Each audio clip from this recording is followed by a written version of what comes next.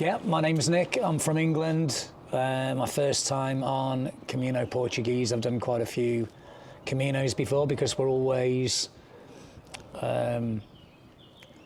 life's transformational, and we change by the day, we change by the week, we change by the month, and Camino is a great way to let those changes happen, I find. And I find on Camino, I think Caminos make humans more human. So I like to be a part of that. Yeah. I love that. That's beautiful. My name is Adrian, and I'm from Washington State in the United States. And this is my first Camino ever. Yay! Yay! I am walking from Lisbon to Santiago de Compostela, and I felt the need to take time away from my work and my responsibilities and to really just connect. For me, this is a spiritual pilgrimage about connecting with God. And it was a physical challenge for me, for sure, because I didn't know if I would be able to make it with certain body things. But being able to rely on God, being able to connect with God, that is what I've been seeking here. Just some time with God. Right. Nick, what's about you with you and God? What's happening? Oh dear. I'm everywhere. I'm everywhere is okay, that's the wrong way of saying that, isn't it? Are you God? I'm everywhere, I'm not God. You're omnipresent. Yeah, you found me. No, I found you. Oh my gosh, thank God. all this time you were in the cafe. Drinking ginger. Sorry. I'm starting slowly. So for me on Camino, it's more about, God, this is hard to explain. It's more about within me. It seems to me that for you, part of the Camino is really not just walking, but the connecting with other human beings. It's part of it. Okay. But it's also connecting with me. With you. Well, yeah, you do them together. So I think... How does the Camino help when you we're connect talking with about you? children who don't understand themselves, Yeah. Well, I'm currently 55 and I don't understand myself yet. Amen. There's a whole lot of on Camino. Every Camino I do, I discover something new. Mm-hmm. Something new. So there's outer worldly and there's inner. Yes. Inner. And I'm particularly interested in the ones that make me the best person, the nicest person that I can be. Mm-hmm. So yeah, when you're walking in a meseta type way like we've been doing, I don't have a purpose. So I've said to somebody before who was, they were on Camino because they needed to find forgiveness for somebody. Yeah. And they were panicking because they were struggling to find forgiveness for that person. And what happens if I get to the end of the Camino, I haven't figured out this, and then there was somebody sitting next to that shouting, "You will go to hell." I thought, no, you're not helping if you can just step to one side. And I was trying to explain that the Camino, or the time, not just your time on the Camino, your exposure on the Camino, will not necessarily give you the answers or the things that you want. You'll get the things that you need. Right. So I like to be as wide open as possible, so that without questions, without anything whatsoever, so that I'm completely open for whatever is coming. I'm really explaining this badly. Is Camino like a training ground for life, though? Because yes, isn't life kind of like that? Yeah. Learning how to be more open to what life brings you, and how to embrace it with kindness and openness with and kindness generosity. and tolerance, Yes. and being the people that we're supposed to be. Right. I like that. And yeah, and every time it is transformational. Every time I do a Camino, I understand more about me, more about the universe, more about who you want to be, even. Well, I become who you want to be more. Yeah, I change and I become more. I can't.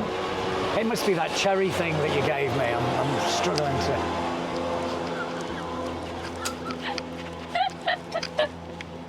But yeah, I'll go back to the other one. You might have needed a beer. Yeah. Caminos make humans more human.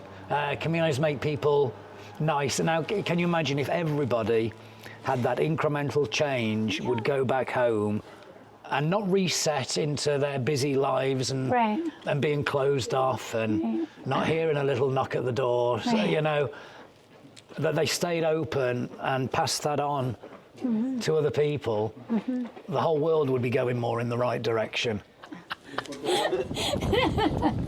I love how you said, though, that Caminos make humans more human. Yeah. You know? Yeah. Well, in most of the cases it does. There are people immune to it somehow. They were just here to run it, or and they're closed. So. Well, if it's just about the physical, then it's not about. Well, there is no spiritual. Growth. Right. And there is a saying about if you're not listening for the knock at the door, how is anybody going to come in? Right. Yeah. And that fits with the Camino will provide. If you book everything and do everything in order, you've not allowed for anything to go wrong, for any assistance to make it go right.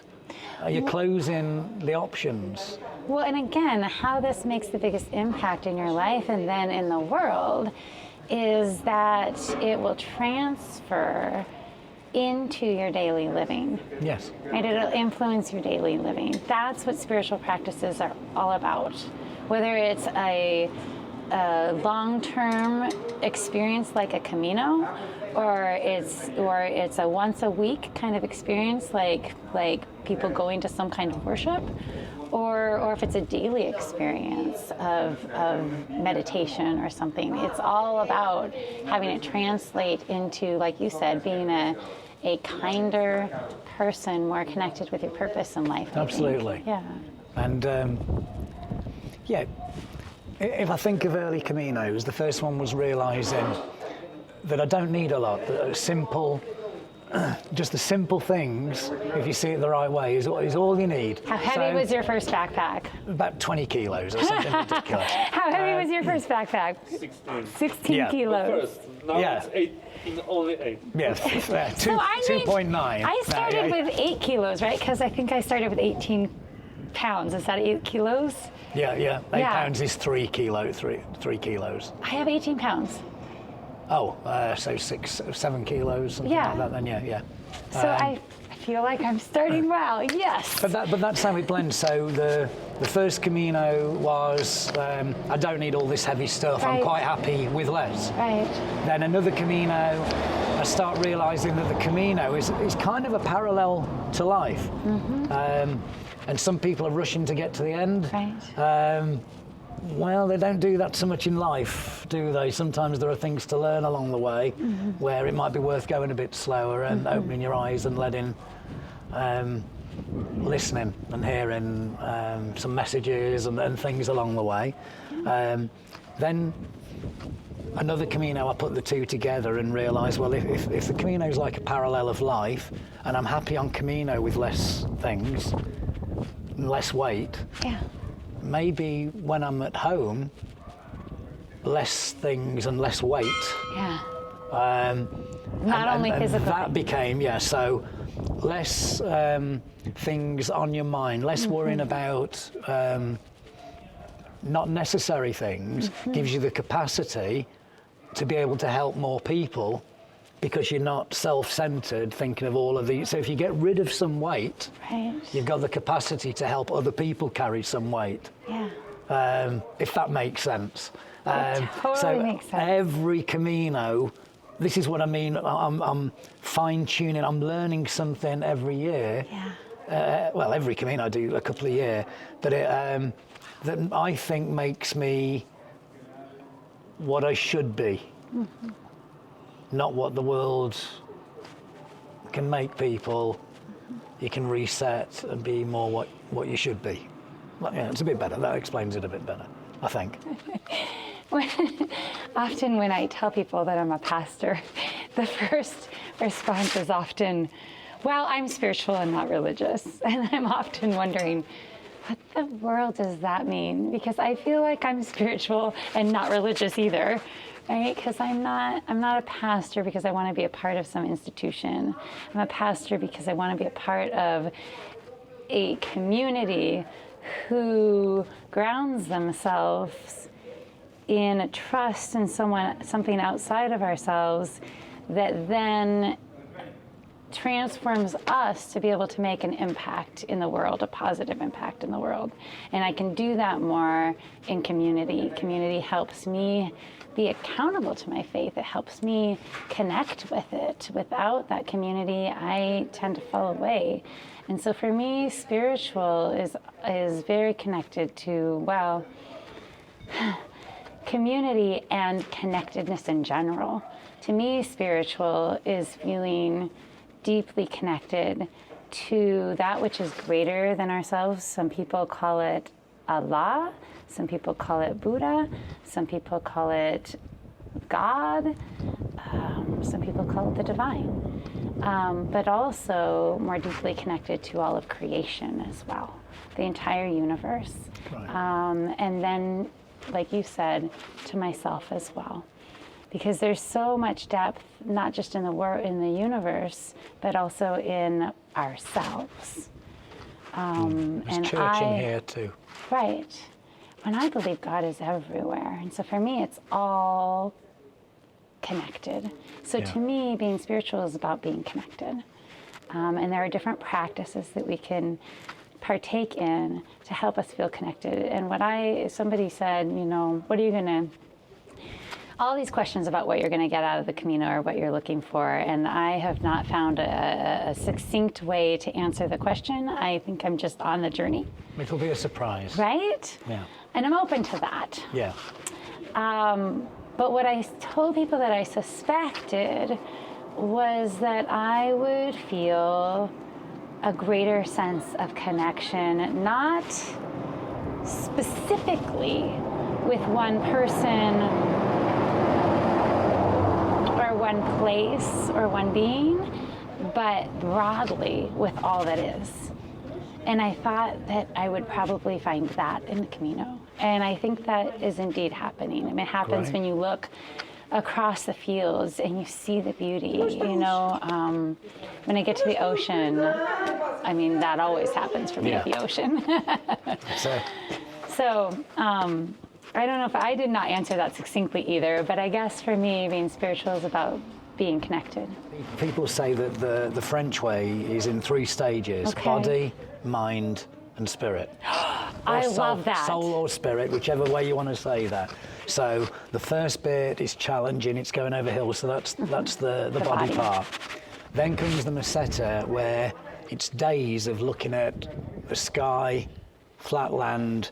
There's nothing to go, oh, look at that over there or anything. You're just You're inside open. yourself. You're inside yourself, your thoughts are there and you're open. And that's where a lot of the magic happens. That's where your mind goes to where you want your mind to go to. Your mind goes to where it needs to go to.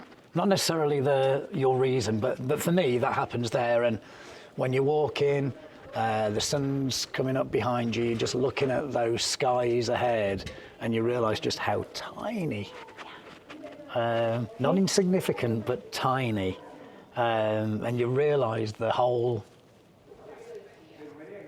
I can't think what the word is for that you cannot avoid being completely open, naked, I'm not naked, I never do that. I wouldn't, the complaints would be awful.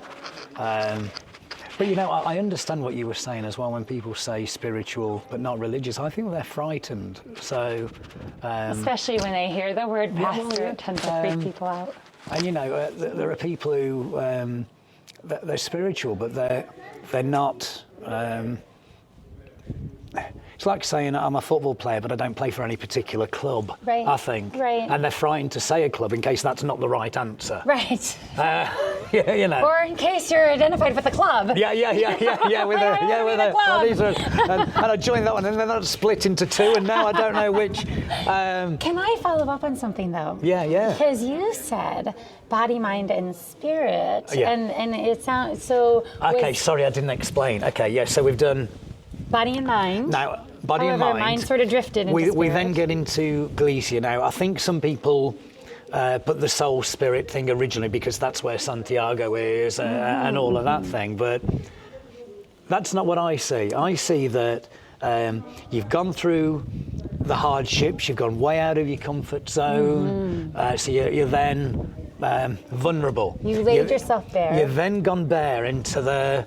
So hopefully by the end of the time that you got there, you've become more tolerant, more kind, more. So then when it gets to the third stage where a whole load of tourists arrive on your Camino, Oh, yeah. which is what it can seem like. Suddenly there's crowds, there are kids playing music loud and everything, and your first reaction is, no, this is ruining it. This is ruining my Camino, until it kind of clicks in. You think, well, no, they're just new people like I was 4 weeks ago, and they're going to be getting their first blisters, and they're going to have achy legs, and they're going to need help, and that's the time where you practice. That's the soul part. You're showing that your soul is a better soul as a result of the body and the mind part. It also links with Santiago, but I think there's a bit of demonstrating the better person that you've become. I love how you identify the spiritual not as something that takes you out of the world, but that which takes you back into the world with everything that you've learned, you know, in a way of service, really, and how you present, yourself to the world, or how you receive the world, really. Yeah. That's beautiful. Oh my gosh. So hey. Hey. I identify as Christian. And so my faith teaches me that we do not move from life into death or into nothingness. Rather, we move from life into new life. Now, I say in Christ. I do not preclude God working through any other means or religions. But for me, the way that my language is that we move from life into new life. I say in Christ, but really what I mean is in oneness with everything that is. I believe that we all come from God, and that we are all made not just in the image of God, but of the stuff of God, as Teresa of Avila would say, or Julian of Norwich. I might have misquoted there. I think it was Julian of Norwich. That we are all made of the stuff of God from the beginning. And that we go back to that oneness with no division, no pain, no suffering, just oneness. I don't necessarily think that means that there's no us anymore, but I don't even know if that matters to me, because I think the oneness is actually something we all desire, right? We all desire to be known and to be accepted and to be loved. And for me, moving from life into death is to moving from life into that oneness, whatever it looks like. And so I don't fear death. I haven't really. I had a moment, this is getting more personal, but I had a moment in the shower in the midst of a series of chemo treatments where I had to ask myself, do I actually fear death? Because I don't want to die, and I wouldn't be doing this if I just wanted to die, you know, and I don't know if I would do this again if I had to. And I thought to myself, no, I still don't fear death, even though I'm not ready. But I think this life is such a gift. My mother always said it to me, and I always told her, yes, I know it's true, but it's very cheesy. And then after, you know, all that cancer treatment, I started saying, you know, life is a gift. And my wish is that people receive the gift and help share it in this life and don't fear what's to come, because I don't think you have to be afraid. When my mentor died, his son-in-law said, as we were standing around his body, waiting for them to take him, his son-in-law said, he was also a pastor, he was the best pastor, but his son-in-law said, he would say this was the best retirement, and he would say he would never want to leave, you know, his family, but he would have said this is the best retirement, because he was supposed to retire. But I think that life is a gift, and new life after death is a gift as well. I guess that's my take. I'm very verbose. So. Yeah, I think smaller. So, yeah, it's the gift of a journey. And I'm going to come back to doing parallels with Camino. Yeah. I've not been given a vacation. I've been given, I think, a gift of a journey with a purpose. I don't know what the purpose is. Yeah. But my intention is that I'll succeed in whatever that purpose is in my allotted time. Yeah. Somebody said to me about, you know, after, like on a sports thing where there's been a football match or a boxing match or something like that, and then they get them in for an interview afterwards. And somebody said, imagine if that was the case after life, where you're invited in to say, so, talk to me, how do you think that went then? I could totally envision having a greater sense of clarity of your life and your impact. Yeah. And I am not a person that has a lot of time for hell as a theological construct. But I do think that I could envision definitely getting a greater sense of clarity of your life and your impact, and how that, and then, as hard as it might be to receive, and then grace continuing to be offered. You know, I just don't think anybody is beyond the grace of my understanding of God. But I don't think that means that you don't have, quote unquote, a judgment, not the way that people are envisioning. I believe that you have kind of a reflection of yourself, that you start to see yourself and your impact more greatly, and you will see, and we may not always like what we see. No. You know, but we can also have grace offered, I think. I mean, obviously, I don't know what happens after death, but this is something that makes sense to me. Yeah. If everybody lived life, though, as though there was going to be that interview at the end, and you live your life so that you rock that interview. You rock that interview. That's right. Life is an interview prep. How do you think that went? I stormed it. Yeah. Let's all write a resume. Yeah.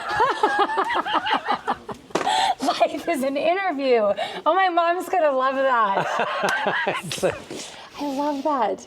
It's great. Why not? Why not? Yeah.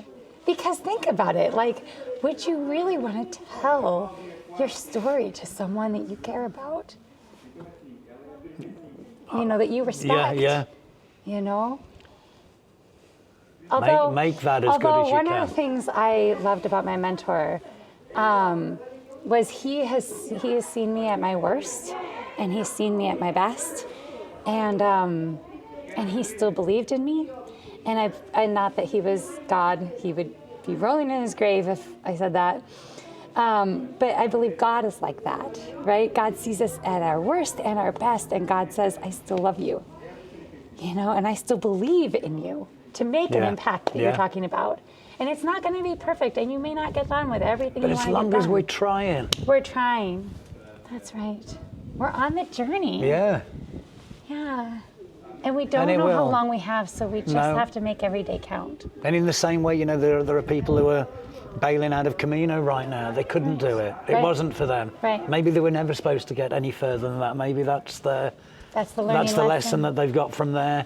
They'll come back another time and do right. not everything's done in one Camino. Right. Maybe not everything's done in one lifetime. But we don't know. Right. I finally, so I said, 5 years ago, I talked to the girls after my mentor died about going on this Camino because he wanted to go on a Camino with me.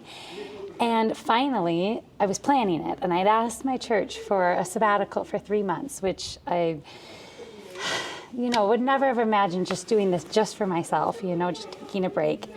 But after COVID, I really needed it. And then, so I had everything planned and everything, and then in June of last year, and I was looking forward to this May, starting the Camino. And June of last year, my back just I knew my feet were going to be a problem. But June of last year, my back just went apart. And so I've been working to try to get my back better. And so I didn't know if I came to the Camino, not knowing if I would even be able to walk a full day. But that'll make you even more open to Camino. If That's what I thought. if a child has to save up pocket money every week for 6 months to go and buy a toy that they want, Right. that toy is a lot more special to them than if somebody just gave it to them. Then it's another toy. Because you don't take it for granted. Yeah. If they used to say in entertainment, the audience are going to be just as good as they paid to get in. Right. If they got in for free, they're just some singer on. If they've bought tickets and had to wait months to go and do it, That's right. they put in the effort to enjoy the show and do things. So not being able to come straight away and having to put that effort in to get here will give even more to you now you're here on Camino, because it's even more special and more of a privilege to get here. Well, and I decided halfway through last year that it wasn't supposed to be about the physical journey for me anyway. It was supposed to be about the spiritual journey, and I actually think that this is helping because I couldn't count on my body. And so I can't count on my body, I can't count on my ego, I just have to make it a spiritual journey. So if I take a car now and then, it is still... If that's what you need to do. If I am still going to take the spiritual journey, and that's the most important part. So that was really helpful to me, because I think it's so easy for something like this to be about just the physical.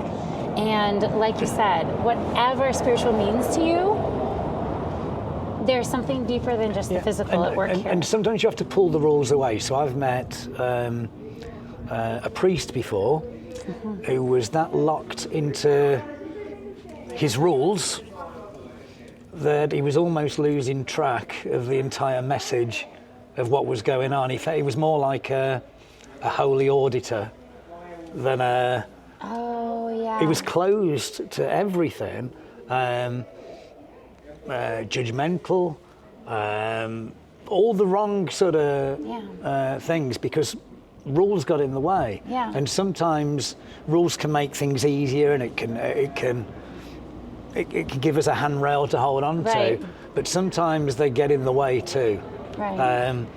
So if people attach rules like you shall not take a car, well, Right. if you need to take a car, you take a car. That's right. It doesn't mean you've had any less Of of a journey. Somebody could take a car half of every day and still have more of a transformational experience than somebody whose mind is closed and walks the whole thing. I appreciate that. Although we did 20 miles today. Yeah, so you've got everything going on this there. This was my Camino angel, because he kept me going. I was like, am I following Void Tech, or am I following Jesus? I don't know anymore. I'm just keep moving. I just keep moving. I'm like... Judgment. You asked about judgment. About human judgment. I thought you were going to ask a whole nother question. to what Nate said, he's not God, we're not God, so I don't think we're going to reach full non-judgment. I have always said my entire life that, because I don't think I'm an innately judgmental person, but I've always said that I am most judgmental of people that I feel are judgmental. Yes, the irony, and yet it's dead set true. You know, judgmentalism drives me crazy, and that's what I'm most judgmental about. And so am I ever going to fix that? Probably not. Are there people in my life that I'm so committed to that, especially in this day and age with our political climate and our world, there are people in my life that I'm so committed to be in relationship with that they're teaching me to work through my judgmentalism of people I perceive as judgmental and try to listen to them too and continue to be in relationship with them too. I'll stand up for what I believe is right, but I still love them. And so I think that for me, the most effective way to strip yourself of judgmentalism is to be in relationship with people who are different than you and think differently than you. Yeah. And that's the only answer to that I have. I got nothing to say with that. That's spot on with... That's what I felt with most of your answers. And I don't think when you say judgmental about people that are judgmental, I don't think you're being judgmental. I think you're defending. What I believe is right. Yeah, that's not necessarily judgmental. Sometimes it feels judgmental. You're not imposing your way of life or your set of rules on them. You're just seeing... Well, maybe that's what non-judgment is then. It's not about not having a perspective. Yeah. It's about not asking for everybody's perspective to be the same as yours. Yeah. And we need to be brave. If you need to defend. If somebody is doing it the wrong way, it's not judgmental to stop somebody from doing something wrong. I mean, I think it's human, right? Like, we can turn anything into ego. Right? And I think that we turn religion into that too. And religion has, institutionalized religion has not helped that problem for a really long time. And I think those of us who continue working from the inside struggle with that. And try to work against it. I mean, in my world, we try to work against it. The Camino this is my first Camino, as I said, and it has already been impactful to me. It has given me time and space to just be and to let go of my worry and my responsibilities and to reflect on how I am in the world and who I'm called to be and how I'm called to move forward. And I think that everybody needs that. Not everybody can take a Camino. If they can, I encourage them to do so. And it may be a different kind of pilgrimage. But everybody can find a way to take some time to give themselves a break and to just let the universe, God, connection, whatever, speak to them and fill them. Empty them and then fill them. This is Camino de Santiago. This is just a Camino. Right. Life is full of Caminos. Life is a Camino. Right. And you just need to walk. You need to let go of fear and be vulnerable, and then treasure the magic in everything that happens. Be open to the magic and the beauty and the joy in everything that's there, both in the bright places and in the dark places, because it's there if you just look for it, and just continue walking your Camino, wherever that may be, whether it's a physical Camino, or it's a mental Camino, or it's a spiritual Camino. And just do your best at it. Be the best person you can be.